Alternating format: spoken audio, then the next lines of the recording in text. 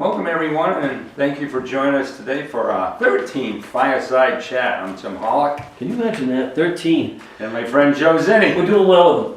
Yeah, I'm enjoying them. We've covered some pretty good subjects, a lot of stuff that's, near and dear to your heart about different things that we talk about, purpose and energy and opportunity versus potential. A lot of things that we've talked about is stuff that people can relate to. Right. And I think that that's what you're all about when you talk about different things. How do we relate to this stuff? Make it simple for everybody. So Exactly.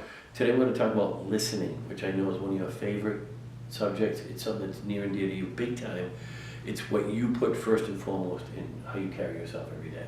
Yeah, I mean, I've learned a lot over the years with a lot of different things, but listening probably is one of the most key things that I've learned, to do more of. Yeah. And it's so important for no matter where you are in life. It could matter with your family life, your friendships, and especially if you're a salesperson or an interior designer. Sure. Anybody giving advice, doing their job of designing, things like that, listening is such a key tool that a lot of people don't practice because they think, like Covey has always said, we're always trying to respond to what we're hearing. So instead of listening, we're thinking about our response already.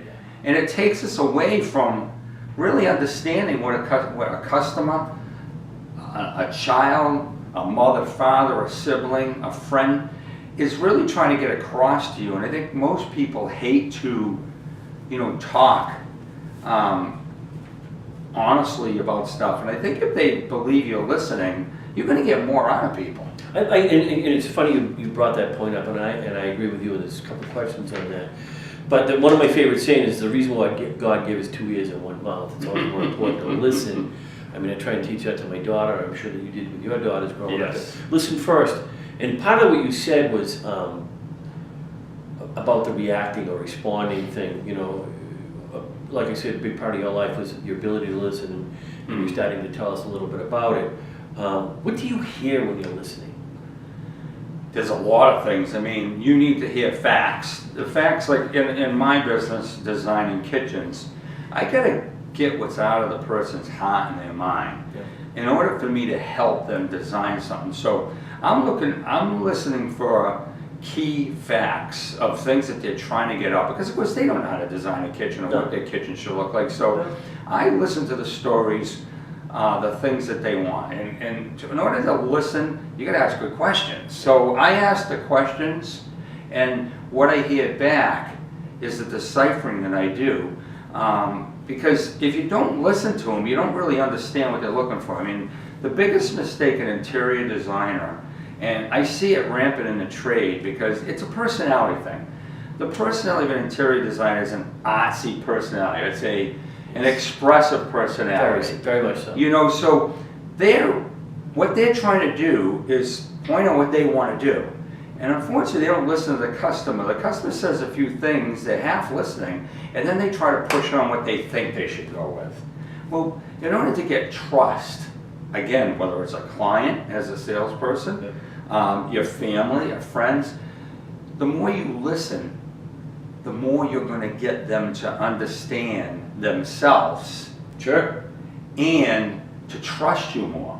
Because Covey says it many times in his tapes in his books, that other than air, what a person looks for is to be listened to. Yeah. They want to be understood. Big part of what Covey talks about, because he talks about it in different angles, is the listening process. And one of the things we talked about in one of the episodes, but it was quite a few years ago. I was working somewhere else. I had a friend of mine that had bought a kitchen. It turned into a disaster. I asked you for some help, and you said, but I want to talk to them.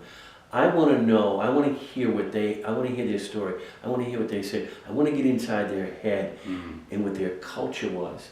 Once you understood that, you can then go to your experiences and read what it's all about for them. Well, but you have to hear what they have to say. Yeah, once you get trust from a customer, they're going to listen to you. Sure. Because you listen to them first. That's where the trust, a lot of, especially salespeople, they think the trust comes from liking each other. It's not a liking thing. Of course, they have to like you, but they want to trust you first. Same with a friend, same with a family member. Sure. Your daughter, is not gonna say things to you if she doesn't trust telling you Absolutely. things. Oh, that's absolutely. Same with my daughter, same with my grandsons. They have to have that trust, and if you feel, if you make them feel that they're understood, amazing what comes out of it. It's like coaching. That's one thing I learned, the biggest thing about the John Maxwell coaching and speaking seminar classes and events I went to last year was the listening. People unravel their own problems. You can't tell people what to do. No. They're going to resent you. Right. So you listen, you get them to talk from the questions you're asking them. You can get your point across by just asking a question. If I believe that you're lacking in this one area, I just ask you questions about that area in your own life, and how do you feel about that? How do you think it's going? It's amazing how people start talking about it, and all of a sudden their feelings, they resolve their own problems. They solve their own problems, and they start thinking. That's what coaching is. Coaching's not about telling people what to do. It's unraveling what's in their mind so they can figure out what they need to do. And the most important part of that is listening to see where they're coming from. Right. I've watched you at different times, and not just in a sales aspect, but when we're having an event here and people are talking to you about different things or what's going on in their world and how you process that.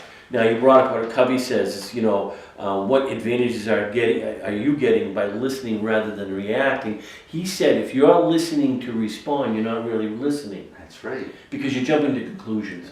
Exactly. That's a good way to put it. You're jumping to conclusions before, and again, it's not for you to figure it out. No. It's for them. It's for them to figure out. I have to figure out for give my them the tools. customers, but they really figure it out themselves. People, when they get a design done and they give it to me, they say, wow, I never could believe it looked this way.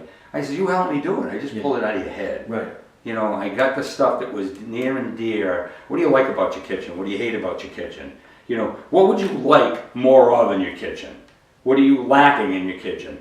All of them things bring, and they do most of the talking. I listen. I actually had a customer once. It was so funny. That's when I really understood the magic of our concept today. I was talking to a high-end client in Pine Hills, and the husband and wife were here, and he just basically sat and listened. He really didn't want anything involved in it. Yeah. But, about half to three-quarters of the way through the whole thing, he looked at me, he says, how do you know my wife so well? And I laughed. I says, I don't. I says, I'm just listening to her. Did the builder tell you something about her? I says, no, she just, her questions I'm asking, she's answering well, I'm understanding. Well, that man never came to another meeting again. He trusted what I was going to do for his wife. I'm talking, big money kitchens in the Pine House. Right? Not all of them, but this one, 150,000 plus for the kitchen, the baths, the laundry. There's a lot of stuff, but he trusted me now not to be with his wife anymore to see if she was going to be okay. He never came again. So that showed me the magic of really listening. And then the other thing is, people know you're listening when you collaborate what you're hearing. That's the catalyst that brings the trust together. If you just listen and don't say much, they don't know you're listening. Right. So definitely come back with what you're saying. Now, if you said you had a problem, I asked you questions about an area and you said, I have problems here, and there. I'm not there to tell you, what those problems are. It's for you to listen to the problems yourself and solve them. Sure. And that's what you're looking for in people. They just want to be understood.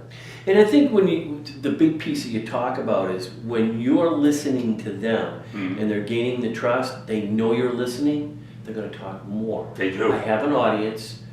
This person understands me. In this particular case, the husband was a listener, Right. so he understood your skills. Right. He's already done this. When he sees you doing it, he's now at a comfort level. That's right. And the wife, she's listening to what you have to say, spilling her guts at what she wants, knowing that you're going to interpret everything correctly. Husband doesn't need to be there anymore because he's saying, look, she's going to talk, he's going to listen, he's going to figure it all out. And again, it forms that trust. Listening is so important because if you're talking, you want to kind of repeat what they say, so they understand that you connected with them. Right.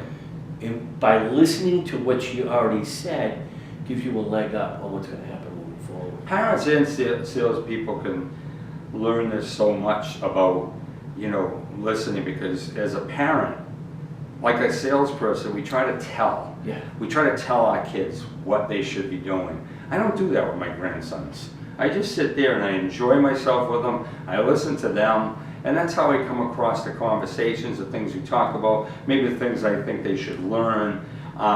And I have a good relationship with them because of that. I don't think it was as good with my daughter because it was the father. Yeah. And back then I didn't know much about this. Yeah. So I was telling, I was disciplining. Now, if Gina's running into some problems with something or things, or wall she's hitting, I just listen to her and I ask her questions. And it's amazing, you know, frustration comes from that sometimes, especially when they're Sure. struggling with something and maybe not going well. But it's amazing when you just ask questions and listen how they unravel it themselves, and the next day, you know, you're right, I should be doing this, and then their world and what they were talking about changes. Yes. You know, I saw that with Gina with college and things, and her master's class. It's really, they're unwinding it themselves. They're hearing themselves talk, and the more they're talking, the more they're gonna hear that. But who else are you supposed to believe more than yourself? So if you're unraveling the problem, if you're just trying to trigger a couple of questions because you heard what Right. she's going through, and it gets her asking herself her own questions, the next thing you know, she's going blah, blah, blah, and oh my God. She throws her head in the air, puts her hand up like this, and goes, oh my God, Right. you're right. Why didn't I see that? Well, because someone needed to hear what you had to say. But we're all searching for that better something in life. Sure. And I remember when I was searching to run a bigger business, and I had more people, and I was consulting with my cousin Eddie Denton, who had his doctorate in business. He was an administrator, you know, I mean, a superintendent of schools, things like that. Yeah. Many years. Yeah. And I was always going to him in Las Vegas when I'd go there for a week to sit with him, and he coached me. I always thought he would tell me what I needed to hear. He didn't. He just, again, asked me questions, and I always figured it out myself. He wasn't there to tell me. He told me little things, and that's what we're doing as we're talking back and asking more questions. We're feeding their minds with some things that might help them, Yep. you know, because he's done it before. Right. I was struggling with that. I was Right. looking for, like I say in my post, don't look for the magic answer out there. There's no such thing as a magic answer. There's no magic happiness, no magic, you know, making money. It's really understanding things, and the only way you're going to understand things is to ask good questions and listen. Right, and it works the other way too. If somebody's coming to you and they're having an issue and they tell you about it, and you're now orating back to them experiences and whatnot, if they're not going to listen to you, they're going to keep making the same mistakes. That's right. And after a while, why do you want to hear it anymore? You don't. Look, I already told you.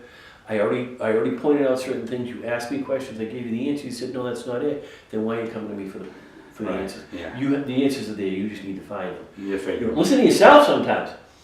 A lot of people don't even listen to themselves. Because they're too busy wanting to respond. Like we said, they're trying to respond to others all the time. Notice that on a phone or a face-to-face conversation when you're trying to talk and they start interrupting you before you're finished. Right.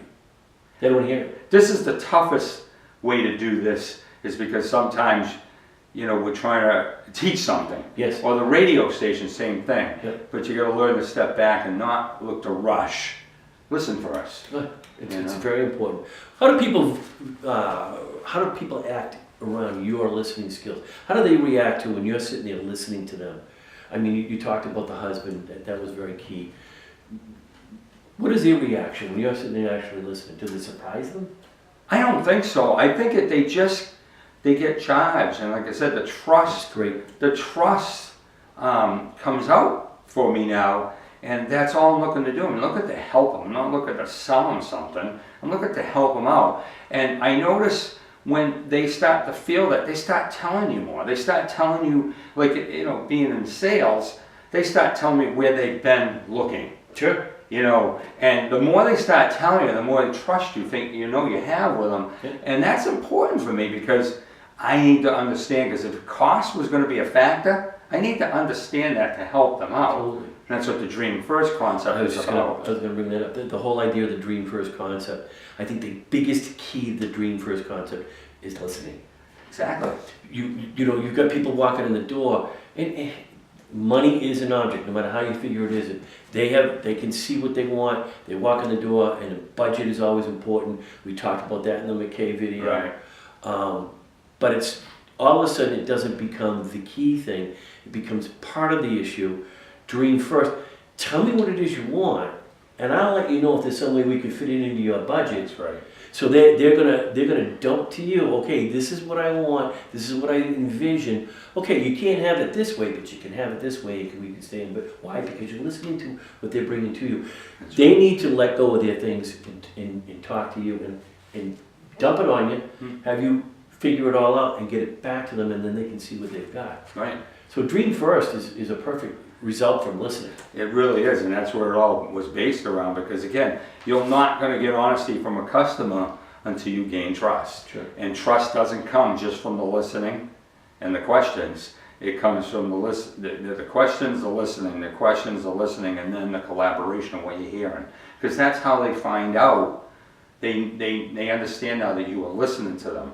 Same thing with your child, so good to repeat back what you're hearing. Absolutely. Because again, it helps them. Like you say things, these words could be in my head, and then I say something, and you in these here, and you say a word. So that's a good word for that. Right. Because you come up with words because of what I'm saying, because you're listening to me. Right.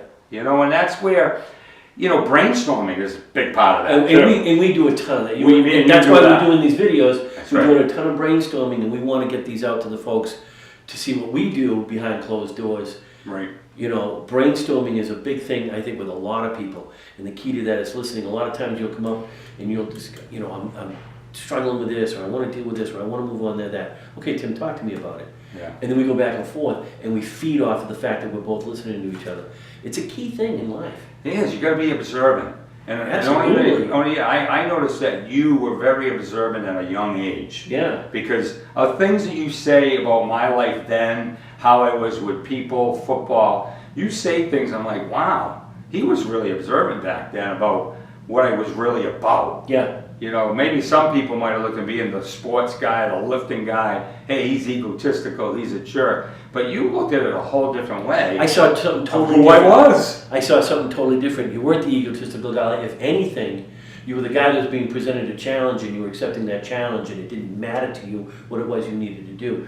So I was paying attention. You were. It was observation. In this particular case, it was listening. It was observing, seeing. It was being around you, getting a feel of what you're doing. I mean, you can do that with anybody. You can do it with your child. You can do it with your wife. You can do it with your parents. You've got to be able to communicate in a silent way sometimes. And listening can sometimes not just be with your ears, but your eyes. True. Body language is Body everything. language is huge. And I have to watch all that when I'm talking to somebody to design their kitchen. And it helps me out to do a better job for them. And that's really what it's all about in sales. It's not about being liked, it's about being trusted so you get the sale. Sure. You know, because you're there to help people. If you're there to help people and not sell them something, you're going to do the right things. And it's the same in life, like you say, with your family, friends, no matter what. Take the time to be observant. Take the time to ask questions of a friend. That's important. Especially when they're in need of something. Yes. Get them to understand what they're going through, because they will unravel themselves by that constant question, answering, you know, and then listening and collaborating what you're hearing sometimes. And it's amazing how different your life will go. And that's really what it's all about. And to me, here's the simple thing to me. Listening is not a difficult thing to do. No. All you have to do is leave you don't even have to open your mouth. You don't have to open your eyes. There's no exertion. Right, you have to try and look. Hearing, it's there. It's there. It's open. Just listen to what's going on. Yeah, you got two eyes too. Like you say, you could be observant there too. Exactly. One mouth. One mouth. One brain. Folks, that's going to end our 13th segment, listening. Hope you got something out of it. The next one we're going to do is patience, which is another piece. It's a tough one for me and you. Well, it is, but we're learning. We're learning. It's always a process. learning. Right. Thank you for joining us. We Thank you always very enjoy much. it.